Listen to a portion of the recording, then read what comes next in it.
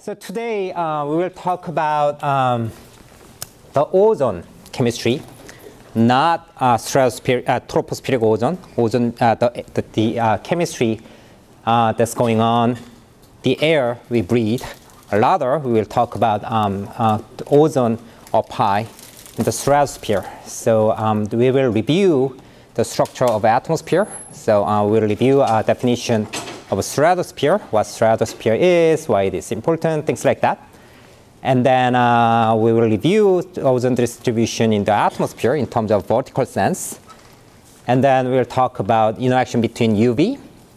So this class, for this course, we are discussing about 3 different electromagnetic wavelengths region. One is UV, most energetic, right? And visible, that's from the sun. And then IR, which is sensible heat, right? We talked about the interaction between visible wavelengths and an atmosphere when we discussed about their visibility.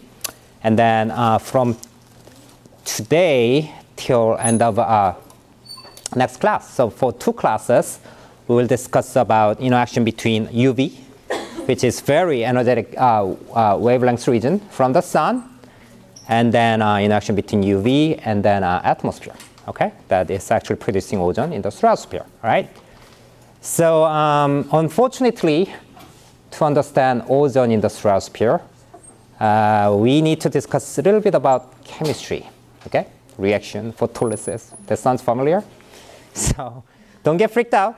It's much easier than ozone photochemistry in the troposphere. So I will try hard to make you guys understand that little bit of chemistry stuff to understand the stratospheric ozone. So today we will talk about water vapor, H2O, how water vapor actually in the stratosphere actually decreases the ozone concentration in the stratosphere, all right?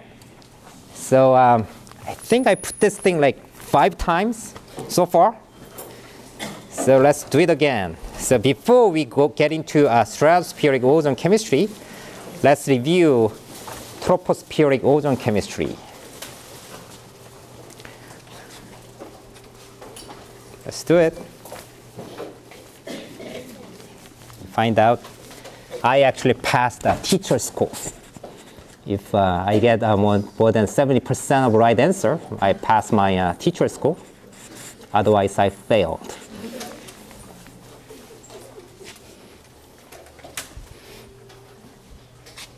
You don't need to intentionally get me failed, right?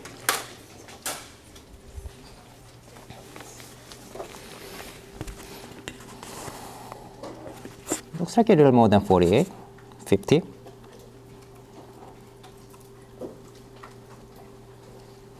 $52 today, all right?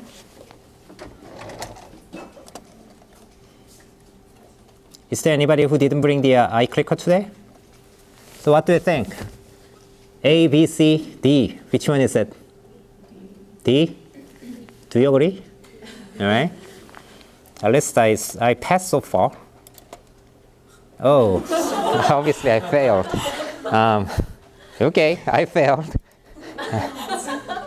Okay, I will try this thing over and over again until I pass. Okay. How many? It's kind of a yeah, CO and CO2. That's 1 oxygen away. It's actually a very big difference, although that's 1 oxygen away.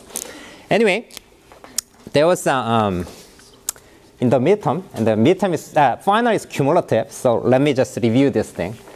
So there are 3 reactions. Yeah, 3 reactions, right? Actually making ozone in the troposphere, the air we breathe. Okay, this is the ozone down low, not about the ozone up high. Okay, so NO2.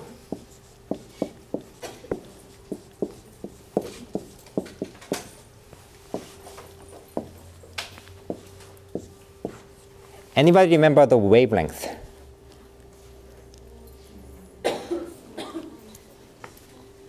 Rough number is fine. Number, please. I can hear you.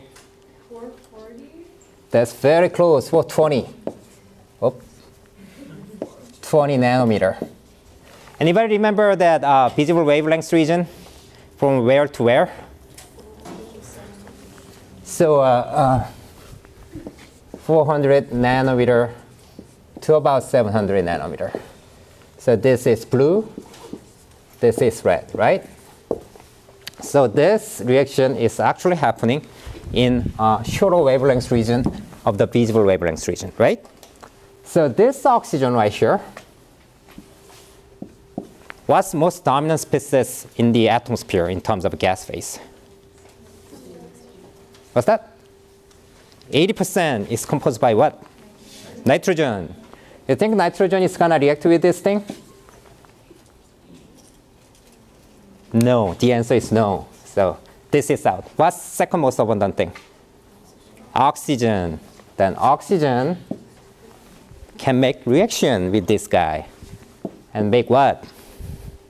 Come on. Then ozone, NO, NO2. Oop. This looks like HO2. NO2, right? So we talked about this thing. So photolysis is happening. Then this oxygen, right? So when this thing is coming down, ozone, O2, right? So basically, if you take a look at this cycle and that cycle, which basically this cycle is reaction 1, reaction 2, reaction 3. So that's actually reaction 1 and reaction 2, and then this cycle is reaction 3, right? So reaction 1 and 2 producing ozone right here, right? Reaction 3 destroying ozone, right? And then we talked about CO and VOCs. In the textbook, it said reactive organic gases making HO2 and RO2. Basically, these guys can take over this part of the cycle. Basically, RO2, HO2, and then these guys becomes RO and OH, right? So, so these guys basically produce this peroxide radical. And then this peroxide radical actually take this cycle so that the ozone is not destroyed by this reaction. Rather, this side keep making ozone in the troposphere. That's why this pollutants actually can make excess amount of ozone in the stratosphere. So this is the troposphere, sorry about that. So that's the summary of tropospheric photochemistry. So what's the main difference between troposphere and stratosphere? This wavelength. So in the troposphere, the available wavelengths we have on the surface is somewhere between 300 nanometer to 420. Actually, all the way up to 700 nanometer, you can say, in terms of UV and visible wavelengths. So we will talk about why this wavelength is important in terms of making ozone in photochemical processes. Okay, so that's it. So the conclusion is that I failed the teacher school, so I will try harder. So so again, so it's bad nearby, good up high. So so this chemistry right here that I explained briefly is that about the ozone chemistry that produce ozone nearby in the troposphere, air we breathe. And then again, we will talk about good ozone up high. So basically, this is just another snapshot about that, the difference between tropospheric ozone and then stratosphere. Oops. Ooh. So gone. Hopefully it works. Okay.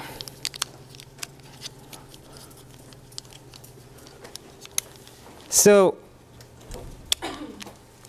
we are talking a lot about troposphere and stratosphere. So this is a kind of a rough number in terms of the line between, borderline between troposphere and stratosphere. We call it tropopause. And then usually the height of a troposphere is about 6 miles, okay? That's about 10 kilometers. And then 10 kilometers and above, we call it stratosphere, up to about 30 miles, which is about 50 kilometers, right? So out there, the smog actually producing ozone in the troposphere, which is basically chemical mechanism is right there. And then I will introduce the chemistry, photochemistry that produces ozone in the stratosphere later. It's not working. Here we go. This is another snapshot that this is good one with about 50 kilometers and then bad one down there. There's some other description here. At this time point, you don't really need to know about this bad and good ozone somewhere in between surface and then stratosphere. So only thing you need to know is called ozone in the stratosphere, because it protects, it filters UV so that we don't need to get any UV, very harmful UV radiation on the surface, and then bad in our ozone on the surface, because this is toxic in our lung system, respiratory system. So that's the reason. So we talked about the temperature profile of the atmosphere. So in the troposphere, in general, the temperature is decreasing as we go up high. So you obviously can feel that if you just hop on the airplane and then if you get onto the very high altitude, temperature gets very low because, you know, troposphere, we have a low temperature in the high altitude. So the implication of this general temperature profile is that there's a mixing going on between the lower atmosphere and then higher atmosphere, especially in the troposphere, right? So basically, lower temperature means that the air mass is heavier. So this air mass up high, which has low temperature characteristic, also has a characteristic of the dense air mass, so that that triggers that general circulation, kind of vertical circulation in the troposphere. But stratosphere is the other way around. So in the stratosphere, temperature is actually lower than the higher stratospheric air masses. That means that stratosphere is highly stratified. That's how stratosphere name is coming from, is stratified. That means that not much vertical mixing going on. So that once ozone is produced in one altitude region, then it can stay there. So that's why ozone actually forming layer somewhere between 20 to 40 kilometers. So we call it ozone layer, okay? That's why ozone layer can exist. So chemistry actually creating ozone in a specific altitude region. Now there's not much of the mixing going on in terms of vertical mixing. So ozone can stay kind of a layer in the some layer region. So that's why we have ozone layer in specific altitude, right? So in UV, we call a couple of different regions. So UVA region, UVB region, and then UVC region. So UVC is about 100 to 280 nanometer. UVB is 280 to 315. UVA is 315 to 400. So which one is the highest energy? Which one has highest energy? A, B, or C? How many think it's A? How many thinks it's C? C is higher energy. Anybody can explain why C has higher energy? You guys are right, so go for it. Why C has higher energy? What's that? Yeah, shorter wavelengths has higher energy, okay? So basically UV has higher energy than the visible wavelengths, right? So visible wavelengths region is somewhere between 400 to 700, right? So visible has lower energy than the UV, and then UV in general, if you take a look at compare the number, so UV is somewhere between 100 to 400 nanometer. So these guys has higher energy than the visible wavelengths right here.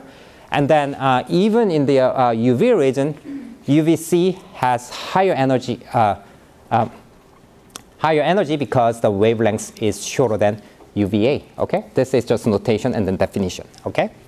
And then if you take a look at the vertical distribution of these different UV region, A, B, and C, and then C has higher energy.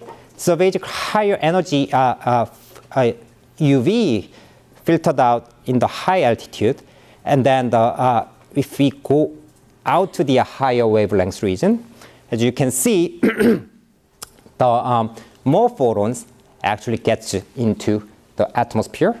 So some part of UVA and UVB, UVB is higher than 280 nanometer.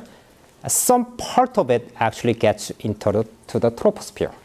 So that's why, you know, we get tanned if we just move on too much on the outside in the summer season kind of thing. So these are active wavelength regions. So although the ozone layer actually filtered out quite a bit of UV from the sun, we gotta be careful when you go out, especially in the summertime, because some fraction of the UV actually gets into the surface, okay?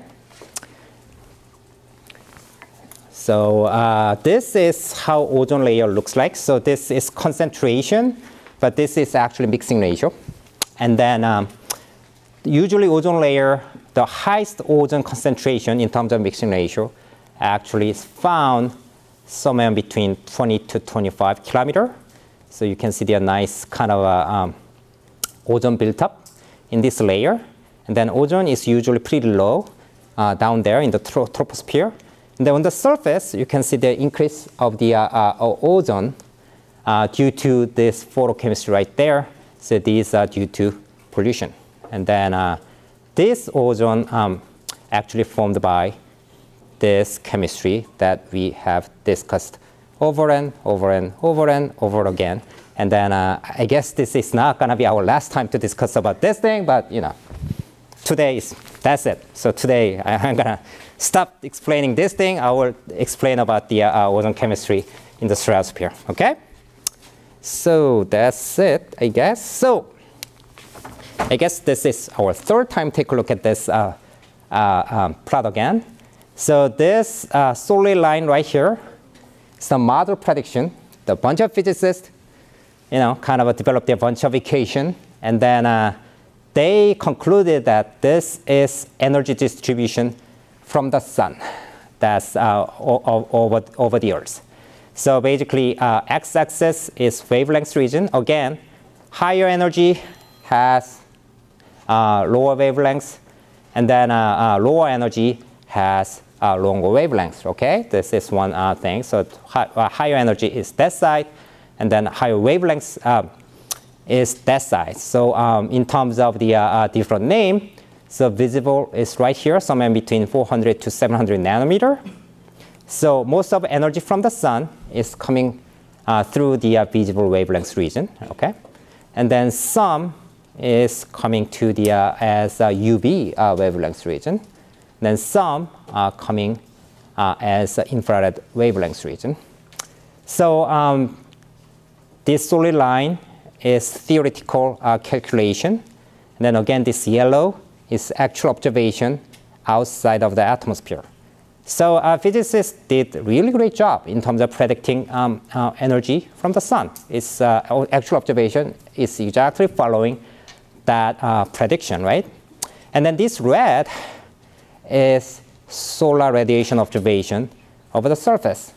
So this amount, the difference between, it's especially in the visible wavelength region, so the difference between the outside of the atmosphere and then bottom of the atmosphere. So these differences are coming from 4 different factors we discussed about: gas, absorption, gas scattering, aerosol absorption, aerosol scattering. Is that familiar? That 4 terms actually makes this decrease of on the visible wavelength region. So this is going to hinder our visibility. Bless you. Hinder our visibility because it's by definition visible wavelength region. We tell the difference, the outside far away object, because we can see this visible wavelength region. Okay. So main topic that we are going to talk about is what's the interaction between UV and then air in the stratosphere, and then how these wavelengths actually making ozone in the stratosphere. So that's the topic for this week. And then next week, we will talk about interaction between IR and then atmosphere. All right? So to understand the interaction between gas and electromagnetic radiation, especially UV, we need to understand 3 different type of interactions between electromagnetic radiation and then gas molecule. Right? So first one is electronic transition. That's happening UV radiation, the below 400 nanometer. So this electronic transition means that, sounds very fancy, but if you know the meaning, it's not that difficult. So basically, energy is high compared with the other kind of interaction between molecule and then electromagnetic radiation. So in this wavelength region, in UV radiation, what's going to happening is that this kind of thing. So photolysis. Actually, the chemical bonding is going to be breaking up when effective wavelength region is going to hit the molecule. So this is one example. So for example, NO2, below 420 nanometer, so electronic transition is happening in the molecule. So the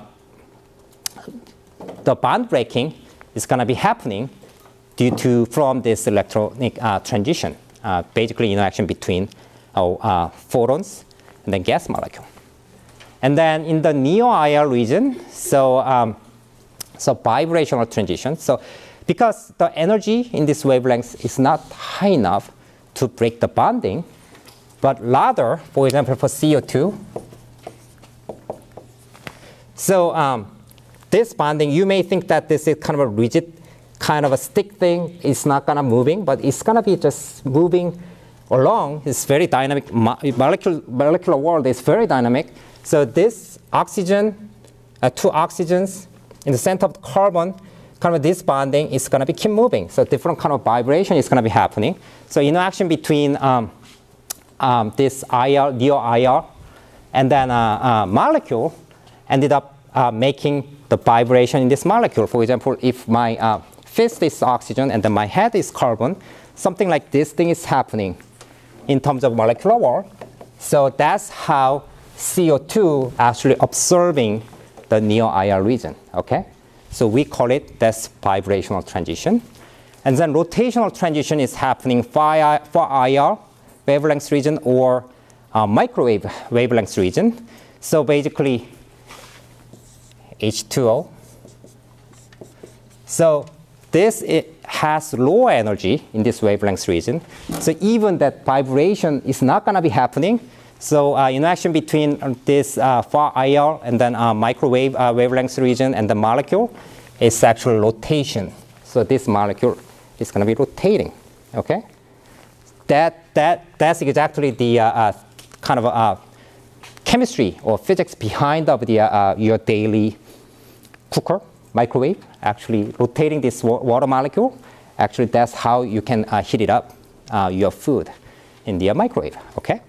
So today we will talk about this thing. Then to understand global climate change, especially for greenhouse gases, we really need to understand this vibrational transition. So we will discuss about this thing next week. So today, the molecule you need to remember, or you need to know, is actually, let's see, 3. Molecular oxygen, ozone, there's no water, and water. So oxygen, H2O, and ozone. Which one is most stable one in terms of chemistry? Which one has longest lifetime in the atmosphere? Which has the strongest bonding among the atoms in the compound? Yeah, so these are super stable one. So these are less stable. That means bonding between the oxygen is very strong, and then especially this guy right here is not that strong. So let's first take a look at these two things. So we talked about this thing, and then we will magnify, because our topic today and next class is this wavelength region in UV region. So we magnify this thing. So that's somewhere between 100 to 400 nanometer, right? So even 150. So 150 to 400 nanometer, basically UVC, UVB, and UVA region, right? So we talked about that, energy observation outside of the atmosphere, and then bottom of the atmosphere, the comparison, previous plot. And then here, basically this is actual observation of different UV wavelength region over the different altitude region from 10 kilometer, 20 kilometer, 30 kilometer, 40, and 50, okay? So out of 50, so 50 is basically barely outside of the stratosphere.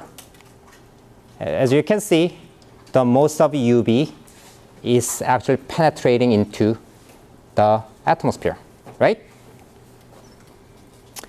And then, so to help your visualization, this is ozone, this is altitude. Here, that's 50 kilometer. So ozone layer begins something like this. Okay, so this is ozone mixing ratio. All right. So this, if you measure in 40 kilometer, you can see the slight decrease of UVB region, right? If you go down to 30 kilometer, let's say probably this is about 30 kilometer. Most of UVB region get absorbed by ozone layer, right? But there are slightly, this UVA region, which is more higher energy photons, can still exist up until 30 kilometer, right? And then, but this region right here decrease significantly if we go down to 20 kilometer. Then this little hump actually going away if we come down all the way to the bottom.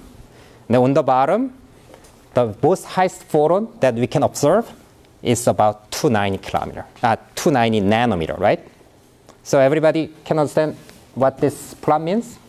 So this is really, you really need to understand this thing, this plot. So basically what you can get it from this actual observation is that the interaction actually between molecules is probably some different actually mechanism is actually observing this wavelength region, which is UVB, and then this wavelength region, which is UVC. It should be different mechanism that this UVC and then UVB got observed. That's one lesson that we can take out of this plot. And then another lesson is that this is DNA action spectra, which means that, so in this wavelength region, below 307, so about 310 nanometer, give and take, what's going to be happening is that this electromagnetic wave is strong enough, actually, it can interact with the DNA, so it can damage the DNA in the plants or animals, things like that. So actually mutation kind of thing can happen below this wavelength region. Again, even in the surface, the slight amount of UV can actually get through all the way down to the surface. So that's why we should be careful to be exposed solar radiation, especially during the summertime, especially in the Southern California, okay? Again, but this very high energy UV from the sun thankfully can be absorbed by the ozone layer up there, so that we don't need to worry about that much about the UV harmful UV ray down in the surface. But still, there's a slight amount of the UV actually can get down to the atmosphere.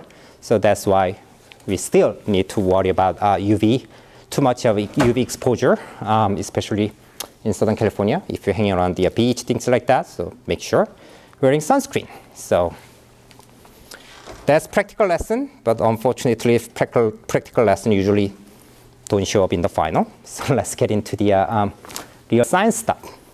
So we need to know about the unit of ozone other than mixing ratio, which is basically a Dobson unit.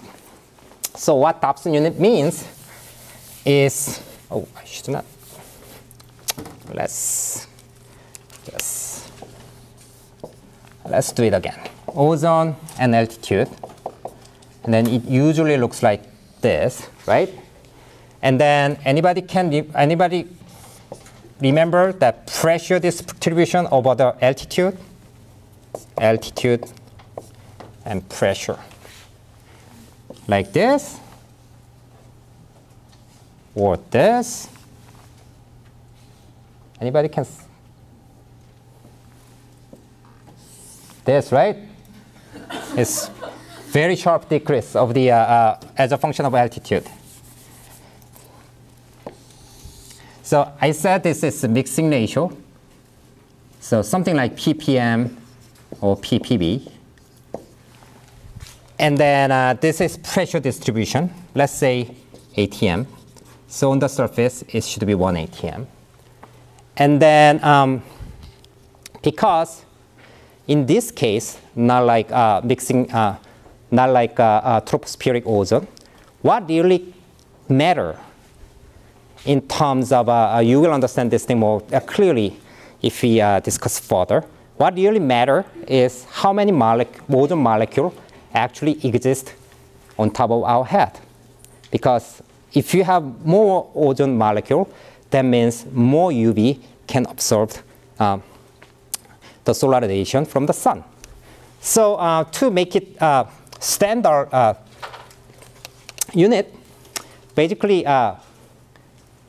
scientists developed this unit called the Dobson unit. So Dobson unit means that in 0 degrees Celsius and then 1 atm, if we bring all the ozone molecule on top of our head, and then if we accumulate that ozone molecule on the surface, so what's going to be the depth of it? So if the depth is about 2 millimeter, then in Dobson unit scale, we call it 200 Dobson unit. So 2.93 millimeter means that in the Dobson unit scale, it is 293 Dobson unit. Okay, so this is basically the column density, we call it. So bring all the ozone molecule on top of our head, and then bring that thing on the surface. If we fill this column just with the ozone, then what's going to be the height of that column? So the height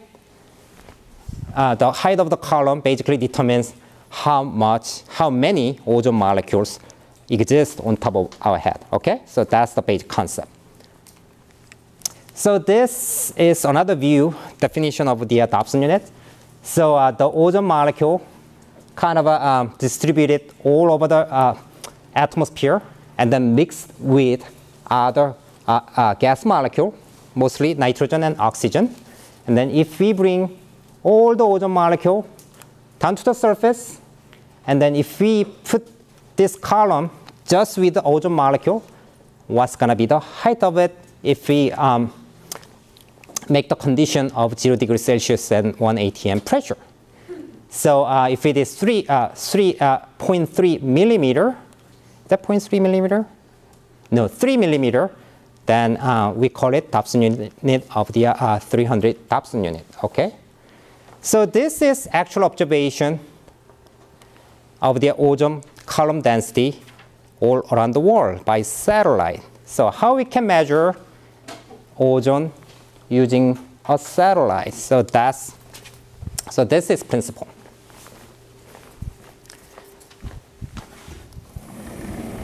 Yes. So we have our sun here, right?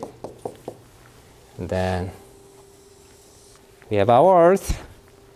Then the tiny skin called atmosphere, right? And then sun, solar radiation is coming in to the atmosphere, and then it's going to be reflected from the surface, right? And then if you have a really, really good detector out there from the space, and then let's measure that UV. Use this sensor on top on the satellite. Then we know that wavelength and energy looks like this, and then this part is UV. We know about it. And then if we measure here, then we took a look at that thing right here. So basically, this much of UV was filtered by the ozone layer, right? So by measuring UV, so how much of UV actually taken away from the sun? So let's say this is what we observed, okay? So if we subtract from here to here, then the differences are the UV energy absorbed by the ozone layer, right, in the atmosphere, so that we can back calculate to ozone concentration on the atmosphere. And then we can plot that things out nicely over the globe. So this is actual observation. So what you can actually see from here, what's the most striking thing you can see from here? So this red thing is higher ozone concentration in terms of column density. So Dobson unit, about 300 Dobson unit. And then this is low concentration of ozone. Anybody can tell the striking differences? Any observation? Anything? Go for it. There's like a ring around the equator and that has like the lowest ozone. Yeah, so which means that highest ozone concentration is located in the polar region, right? So in the equator, you have low ozone concentration. Then usually polar region, you get high ozone concentration. And then these column density are dictated by actually ozone in the stratosphere, not in the troposphere. So most of ozone, actually if you bring all the ozone molecule on top of your head, although if you're living in very, very heavily polluted city, still the ozone, most of ozone is located in the stratosphere, okay? And then there's more ozone in the polar region than the equator region. So that's the thing you need to remember. So why that's happening?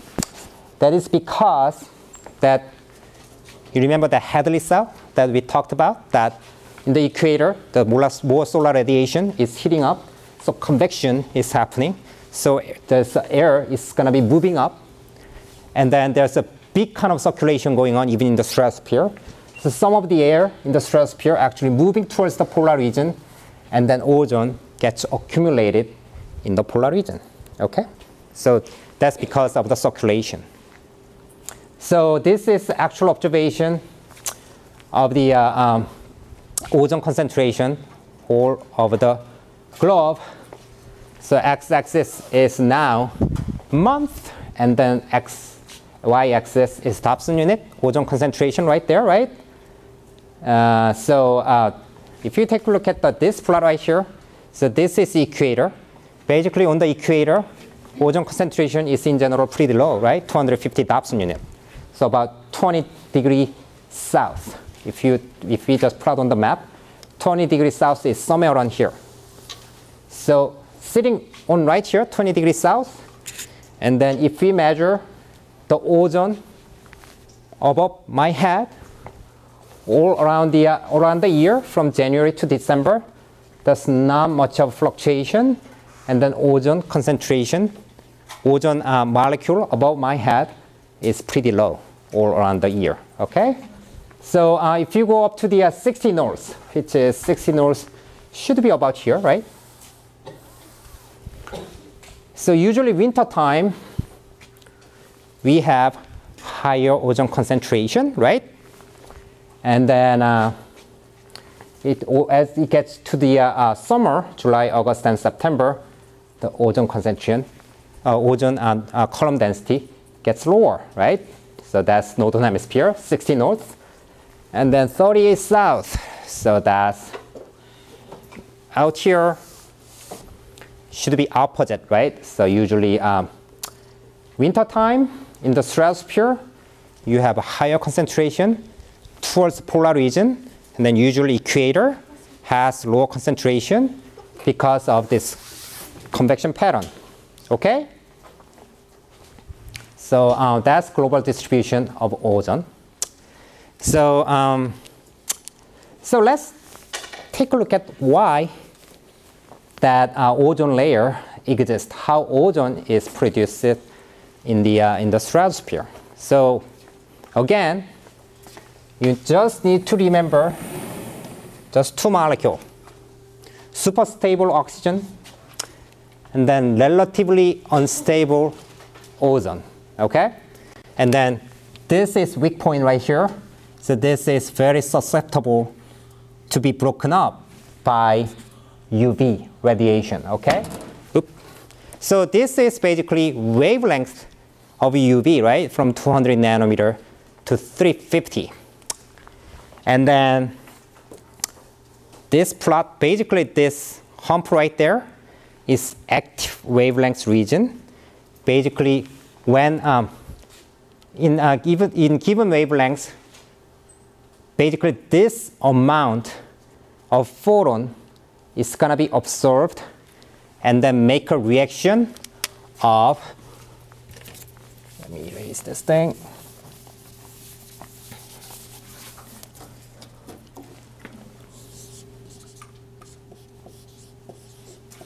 Light. So this is not visible.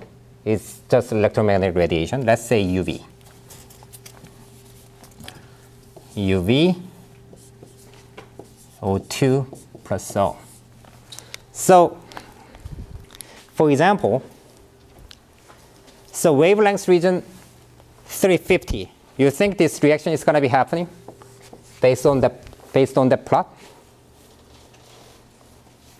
No, there's no line there, which means that this reaction is not going to be happening. So let's go for the higher energy level towards to the shorter wavelength region, right? So that reaction is going to start happening somewhere around 325, right? And then it gets more active until 250. So that's the peak, right? And then from here, this reaction is not going to be happening if the wavelength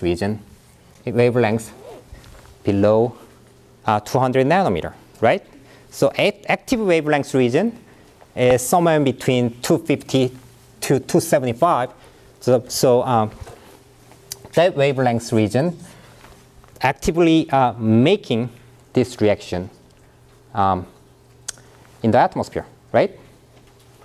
And then oxygen, which is super stable molecule, start to photolyze, basically UV,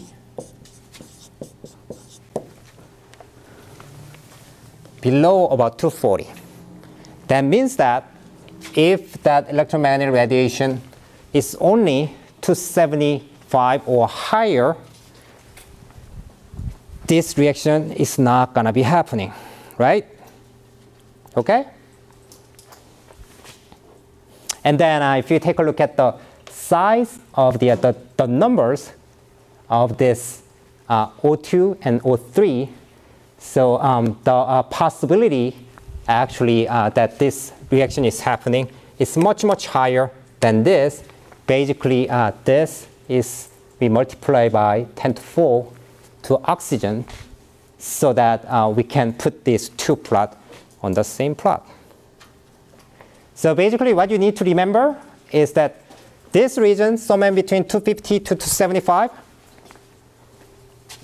250 to 275. So that's about UVB wavelength region, right? Cause this reaction, right? And then 230 or below making this reaction. Okay? So these are two photolysis reaction you need to remember, right? So what's the implication of this reaction? You may think that this is very boring thing, why we need to know this reaction kind of thing. So whenever each photon makes this reaction, basically this high energetic photon is not gonna get into the surface. This is how UV got filtered in the stratosphere, right? So whenever the photons making this reaction, that photon absorbed by this molecule so that it cannot reach down to the surface, okay? So this chemical reaction actually is basically filter of the high energetic UV from the sun to the surface, okay? So that's, we can just call it chemical filter, okay? So this is, again, if you compare with this, very basic chemical measurement you can do in the laboratory, even in the my lab. Then if we apply this characteristics of this reaction, basically interaction between molecule and then UV wavelength region to actual observation on the atmosphere. So on the top of the atmosphere, so most of the UV can be observed from the sun. Then on the 30 kilometer, again, we reviewed this thing in previous slides. A lot of UV got observed in about around the 30 kilometer region. So this UV, so this much is observed by one molecule. At least you should answer this thing. So this much is observed by what? What? What? Ozone or O2. Just you have two choices. So these are observed by what? Ozone or oxygen? Ozone, right? This is observed by the ozone, okay? And then you have a little hump right there. So this shorter wavelengths. So these are observed by the oxygen, right? So the shorter wavelength region. So there are two different chemical reactions cause this photolysis, and then so that thankfully those chemical reactions filtered out all those harmful UV wavelength region, so that below 280 there's no UV actually reach it to the surface of the atmosphere. Okay, so that's the bottom line. So this is again the ozone layer distribution. So that's the same thing, usually high ozone concentration. So this is mixing ratio. It's observed in the polar region. So this is spring and this is autumn. Due to circulation, so a lot of ozone that formed in the stratosphere transported in the polar region. So we need to know about this high ozone concentration in the polar region to understand ozone hole over the Antarctica. So we will explain this thing. I will explain this thing again when we discuss about the ozone hole over the Antarctica. I guess that's about it. You think you can, if I ask you, if I put this thing on the plot, then if I ask you to calculate, and not calculate, plot the ozone mixing ratio in the equator, you think you can do it? No. So for example, ozone and altitude, let's say 50, and then this is mixing ratio. So basically on the surface, so I want you to kind of picture yourself that what's the ozone profile in the equator. So highest concentration is found somewhere around here, right? What's the altitude? Between 20 to 30 kilometers. Let's say it's 25. That's about 4. And then from here, ozone concentration is decreasing, and then ozone concentration is decreasing, right? So it should be look like this on the equator, right? How about right here, minus 90? About 7 ppm, that's highest concentration, is observed about, let's say, 18 kilometers. So much lower altitude. And then ozone concentration is about 7 ppm, so that's 4. And that's 7. So if you put this thing right here, so here, your ozone mole looks like this, right? Okay? Now you think you can do it?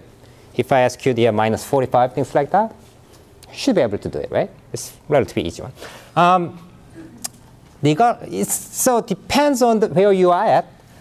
Basically, the punchline for this figure is that you have some layer of very high ozone concentration found somewhere in between about 20 to 25 kilometers, right? So the high concentration is found a little bit lower altitude in the equator, in the polar region than the equator, but still you have high concentration of ozone region in some shallow layer in the stratosphere. That's why we call it ozone layer. So from the last of time, we will take a look why ozone layer.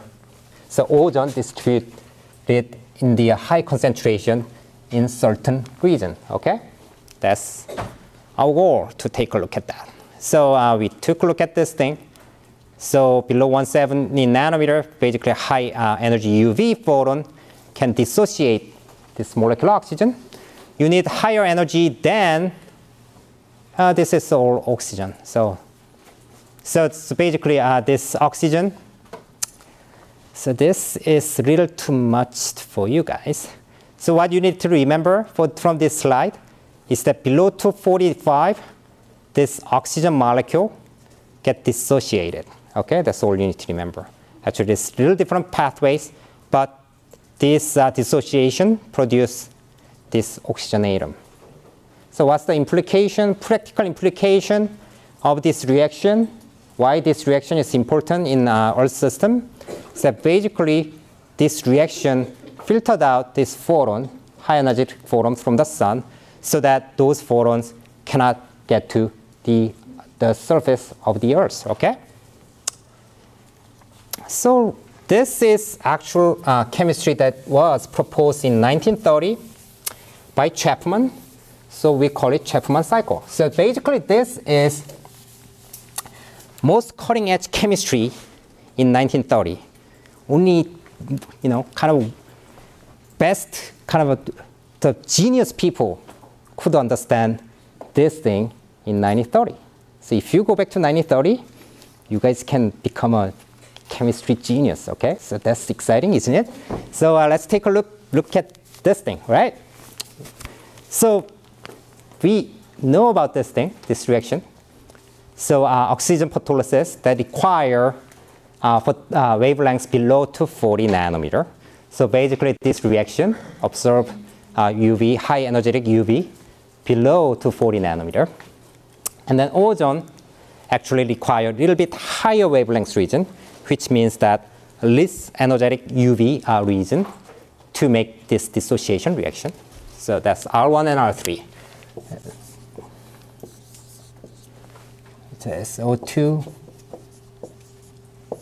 O plus O, so that's 240 nanometer. And below, and 320 nanometer and below. Oh.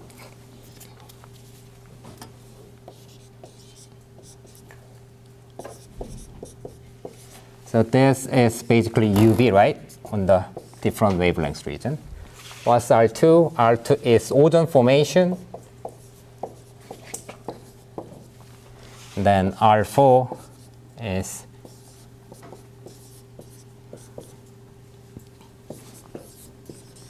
right. So basically you are forming ozone R1, 2, and 3, right? Basically forming of the ozone is two-step processes. You need oxygen atom from this photolysis, right? And then this oxygen atom react with the molecular oxygen and produce ozone. So you can think that this R1, R2, and R3 are the ozone forming processes. So once that atomic oxygen reacted with the ozone, it's going back to molecular oxygen. What's characteristic of this molecular oxygen? This is a super stable molecule. It's not gonna react in the atmosphere other than this reactive oxygen atom kind of attached to its molecular structure. Okay? So basically this is destruction mechanism. Okay? So basically if we express this thing graphically, so this oxygen molecule produce this oxygen atom, right? And then make ozone. So that's basically, we are talking about these three processes, right? And then oxygen, actually this is R1 and R2. And then by R3, ozone photolysis, making this oxygen atom again, and then make this reaction. So this is, again, cycle, right? So basically, from R and R2, you produce ozone, but some part of ozone get photolysis, although it kind of it may look like ozone get destroyed, but still it's producing ozone atom, right? And then this ozone atom will make a reaction with molecular oxygen because this is 20% of the air, even in the stratosphere, and then it will make ozone again. So although it may seem like it destroys ozone, but it actually going back to R2, produce ozone again, right? So basically this mechanism is not actually destroying ozone, but rather it is kind of cycling through, right? So let's assume this is the end of the ozone's life, right? If we assume that there's no more reaction after this, then if there's UV from the sun is constantly illuminating toward the atmosphere, then ozone in the stratosphere cannot be maintained, right? It's going to be all gone away by this UV until night gets here. Then maybe, but during the nighttime, there's no light, so there's no ozone formation. So it's going to be just go away, right? So this basically cyclic reaction can maintain ozone in the stratosphere, right? Otherwise, it's going to be just all go away, right? Once it absorbs some UV photon from the sun, right? So that's why this cycle is important. But there is a reaction that oxygen atom, if oxygen atom react with ozone, then it will make the O2, which is super stable molecule. This is basically destroying ozone in the stratosphere. So that's the reaction that destroying ozone. But you think how many ozone molecule gets destroyed by this reaction? 1, 2, 3, 4. How many ozone molecule? 2? Why that's 2? That's great gas. Is this gas or just speculation? That's gas. That's really good gas, actually. Obviously, you're destroying one ozone molecule here. But if this is not react with this thing, what this thing is going to do, this oxygen atom is going to do? It's going to react with oxygen molecule, right? And then produce ozone. So we can call this oxygen atom as ozone 2, because if it is not react with this ozone, then it will produce ozone. So this reaction, basically, you destroy 2 ozone molecules from the atmosphere. So there are two things you need to take away this reaction cycle. So this reaction cycle actually maintaining ozone in the stratosphere.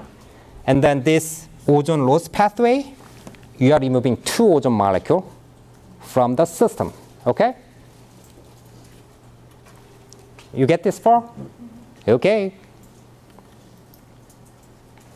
It's a lot of equation, but it's not really not as hard as you may think. So R1 and R3, you need light, right, to make these reactions, which is basically UV wavelengths. For this R1, this reaction, you need below 240. For this reaction, R3, ozone photolysis, you need 320 nanometer, right? So let's take a look at what's the relationship between the reaction constant and then reaction characteristic. So I should not hide that thing. So let's take a look at here. Let me just erase this thing.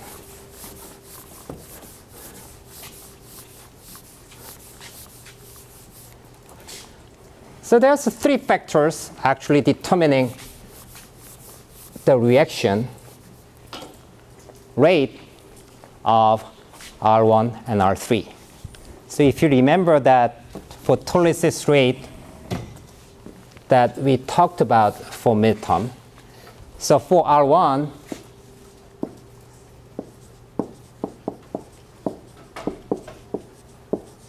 so let's call this thing as K1, R2, R3 actually.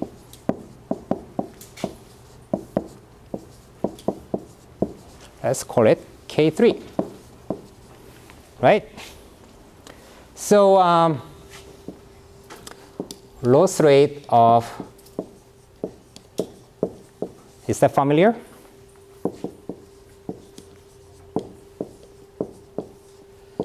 Production rate of this oxygen atom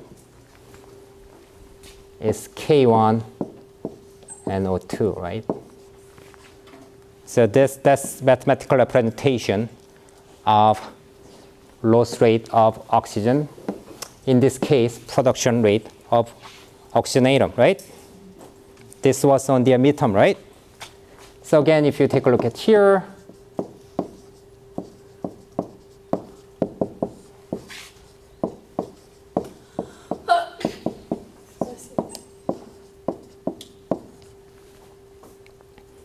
so basically, how fast this atomic oxygen is forming from this reaction depends on how much of a molecular oxygen you have, and then this reaction rate. So what this reaction is going to be depending on? This is photolysis, right? Light, yep. So this is light. So this K is function of light, okay? So what's the another factor? So there are 2 other factors that determining this reaction rate, K1 and K3. So we talked about this thing right here. So this is purely chemical observation you can do in the lab. So basically we talked about 350 nanometer. If sun is emitting only 350 nanometer, it's going to be absorbed by either ozone or oxygen? No, right? The energy is too low to make this reaction. So this reaction, the O2 photolysis, it starts below 240, right? That's 240. I think that's 240, about 240. And then ozone photolysis starts below around the 300 nanometer. So it's wavelength specific, right? So basically, the absorption cross-section, what it notate right there, is that how many photons are going to be actually absorbed in given wavelength region. So for example, I think this is 2.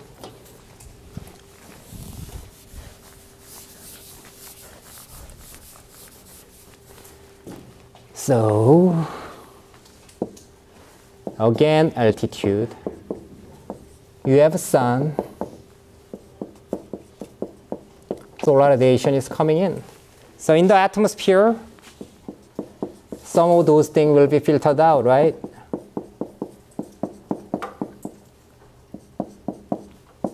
Like this. So basically, its second parameter right there, absorption cross-section, is basically this thing right here. So for that reaction, basically molecule of ozone is going to only absorb wavelengths below 325, and then its peak is about 250, and then its absorption is going to be decreasing, right? So that's what that absorption cross-section means. And then in terms of oxygen, oxygen will start to absorb photons wavelengths below 230, and then make this reaction, right? So that's the second parameter right there. And then definition of a quantum yield is that once that oxygen absorbs some of the photon, some fraction of the this excited oxygen can make reaction, and then some fraction it wouldn't make the reaction. Okay, so that's a probability distribution out there. So that's basically quantum yield. So what you need to remember here is basically if you have more photons in active wavelength region, for this reaction you need 240 and below in terms of wavelengths. For this reaction, ozone photolysis, you need 320 and below to make this reaction. Okay? And then, again, implication of this reaction is that that specific wavelength region, for example, let's assume this is 270, that let's assume this is each photon. So this each photon is filtered away by this reaction, right? And then if it is below 200, then this photon basically filtered away by this reaction. Okay? So that's why this high energy photon is not gonna get into the surface. Okay? That's the role of ozone layer. And then if you go back to this reaction cycle, why ozone has a stable layer in the stratosphere? Because of this cycle is maintaining ozone concentration in the stratosphere. So let's take a look at, I will try to convince you why this Chapman cycle, basically this 4 reaction, determines, kind of predicts ozone layer somewhere between 20 to 25 kilometer, high concentration of ozone. So basically K1 and K3, which is photolysis rate of this thing and this thing. So once this thing is happened, then this molecular atomic oxygen is gonna react with molecular oxygen and produce ozone, right? So, which means that if you have especially high K1, then you will produce more ozone. Is that right? So high K1 means more ozone production. I'm really bad speller. You get this thing, right? If you have a high K1, which means that you produce more oxygen atom, then what this more oxygen atom is going to do? React with molecular oxygen and produce ozone, right? So basically, and then this K1 Because if you take a look at that UV, high energetic photon distribution over the altitude, you have more photon in high altitude, right? Then you can see the K1 is going to be increasing if you go up high because there's more photons up high, right? You get this far? Because you have a higher K1, which is oxygen photolysis rate in up high, then you will produce more ozone up high, right? You get this far. So this is production side. How about loss side? So what you need to remember is that we love assume atmosphere as a box. There's oxygen, ozone is here and there. There's a production and loss. So what's determining the concentration of ozone in this box is the production rate and loss rate, right? If you just focus on the high production rate, but if ozone has very high loss rate in this box, then concentration in this box is going to be lower. So it should be balanced, right? Each other, right? Production rate and loss rate. So we need to take a look at both production rate and loss rate. So which reaction determines their loss rate? This thing, right? So basically, you have more oxygen atom in the higher altitude because you have more solar radiation. So that's, did I tell you that I almost barely passed my art when I was high school? So bear with me, all this crappy drawing thing. So altitude, and then ozone lifetime, which is basically 1 over ozone loss rate, right? So basically, if you have more oxygen atom, then ozone is going to have shorter lifetime because ozone is going to be reacted away with this oxygen atom. So you can expect you have higher ozone lifetime down low and then shorter ozone lifetime up high. So again, the ozone concentration is determined by your production rate and then loss rate. Your production rate is increasing over the altitude. Actually, your loss rate is also increasing over the altitude, but this is lifetime. So you have ozone actually stays longer in down low because you have less oxygen atom right there, right? So if you combine this thing together, boom, then this is actual ozone concentration. Okay? So that's kind of sweet spot is somewhere between 20 to 30 kilometer. So in 20 to 30 kilometer, ozone has relatively, kind of a stable lifetime, and then there's enough oxygen atom there so that it can produce the ozone. So there's one layer, specific layer, in 25 to 30 kilometer. You have high ozone concentration, and then stratosphere is stratified. There's not much of the particle mixing going on, so that ozone is basically just stay there.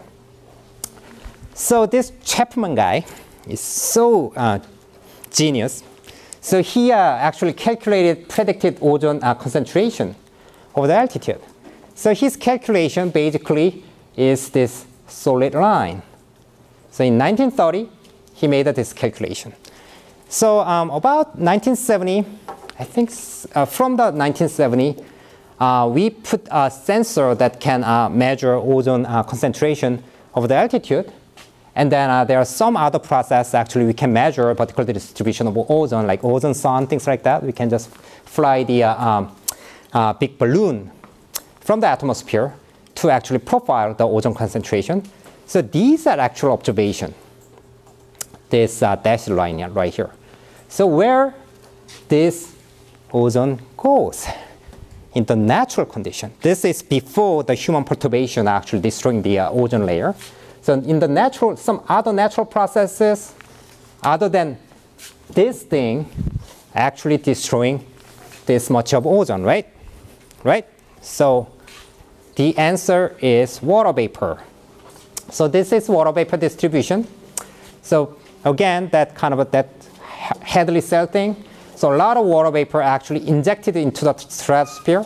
So this is 20 kilometer to 45 kilometers. So this is definitely in the stratosphere. And then this is ozone, the water vapor in the stratosphere. So you can see the relatively high concentration in the stratosphere. So what this OH, the water vapor is doing, produce OH radical. Then what you really need to remember is, so this is really important, okay? So if I give you this two reaction, right? This propagation reaction. If I don't give you this thing, you can actually kind of say that this is ozone destruction reaction cycle because HO2 is canceled out, OH is canceled out. This is net cycle, right? You think you can do this far, right? So basically this H2O that injected from the stratosphere, troposphere, produce this OH radical, and then starts this reaction cycle. So this, what this OH is gonna do is coming back to here, and then produce more ozone, destroy more ozone, right? So this is not the end of the, just one cycle is not the end. This is gonna be keep cycling and then destroy ozone, right? And then the net consequences of this one cycle of the reaction is two ozone get destroyed and then making super stable oxygen molecule, okay? It takes a long time this get photolyzed and then start make the ozone in the stratosphere. So this seems like a very small concentration of the radical, but still can make these differences in the atmosphere, okay? So we will go over this chemistry thing again next in Thursday.